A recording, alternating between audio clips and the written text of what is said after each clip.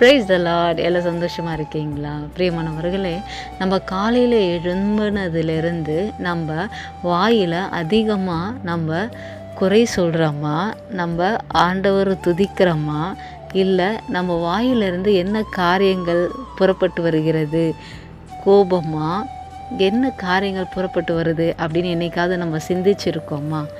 இன்றைக்கு நம்ம சிந்திக்க போகிறோம். நம்ம வாயில் காலையில் எழுந்திரிச்சதுலேருந்து நைட்டு தூங்குற வரைக்கும் நம்ம என்னெல்லாம் நம்ம வாயினால் மற்றவங்களை காயப்படுத்தியிருக்கிறோமா, நம்ம சந்தோஷப்படுத்தியிருக்கிறோமா, ஆண்டவரை மகிமைப்படுத்தியிருக்கிறோமா, ஆண்டவரை துதிக்கிற வாயாக நம்ம வாய் இருந்திருக்கிறா, என்னவா இருந்துச்சு அப்படின்னு ஒரு 2 நிமிஷம் சிந்திச்சு பாருங்கள்.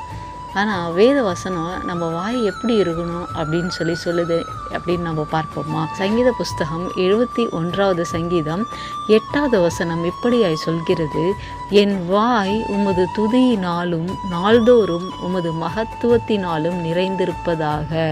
பிரியமானவர்களே, நம்ம ஒரு நாள் எடுத்துக்கொண்டோன்னா அந்த நாள் முழுதும் நம்மளுடைய வாய் எப்படிப்பட்டதாக இருக்கணும்னு ஆண்டவர் விரும்புகிறாராம்.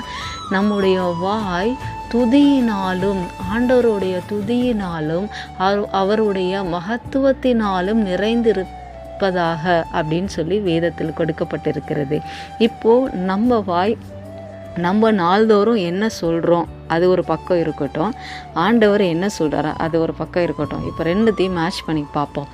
வேதத்தில் சொல்கிற மாதிரி நம்முடைய வாய் இது வரைக்கும் இருந்திருக்கா, அப்படி இது வரைக்கும் இல்லை அப்படின்னு சொல்லி நீங்கள் ஒற்றுக்கொள்வீர்கள். ஆனால் இன்றைக்கு நம்ம ப்ராக்டிஸ் பண்ண போகிறோம். ஆண்டவரே, இன்றையிலிருந்து நான் உம்முடைய கரத்தில் என் வாயை ஒப்பு கொடுத்து ஜெபிக்கிறேன்ப்பா.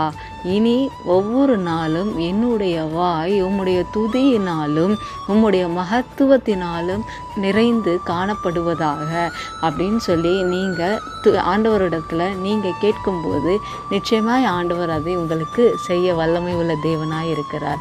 அப்போ ஒவ்வொரு நாளும் நம்ம இது மாதிரி நம்ம ப்ராக்டிஸ் பண்ணும்போது ஆட்டோமேட்டிக்காக நம்ம என்ன பண்ணுவோம், மற்றவர்களை பற்றி பேசுவது நம்மக்கிட்ட இருக்கவே இருக்காது. மற்றவர்களை குற்றப்படுத்தி காயப்படுத்தி தேவையில்லாத வீண் வார்த்தைகள்லேருந்து ஆண்டவர் நம்மளை தப்புவிப்பார். ஆமாம் தானேங்க?